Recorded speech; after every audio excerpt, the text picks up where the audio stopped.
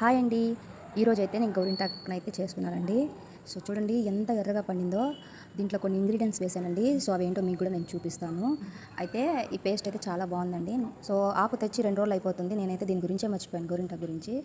So నాకైతే 2 days తర్వాత చూశాను. చూడండి ఆకు అనేది ఎలా అయిపోయిందో. చూసారా ఎంత వాడిపోయిందో, సగం ఆకు వరకు వాడిపోయిందండి.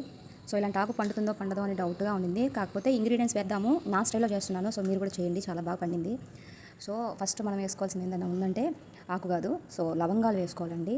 సో నేనైతే కొన్ని లవంగాలు ఒక 7-6 లవంగాలు అలా వేసేసుకున్నానండి. సో ఫస్ట్ లవంగాలు వేసుకోండి. ఆ తర్వాత ఇది టీ పొడి అండి. టీ పొడి 2 టేబుల్ స్పూన్స్ వేసుకోండి. టీ పొడి వల్ల కూడా చాలా మంచి కలర్ వస్తుంది.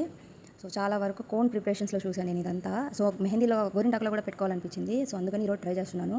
ఆ తర్వాత 2 చెక్కల నిమ్మబద్దనే పిండుకోండి. సో వీటి వల్లే చాలా బాగా పండింది గోరింటాకు. నేను చింతపండు, పెరుగు ఏది యాడ్ చేయలేదు.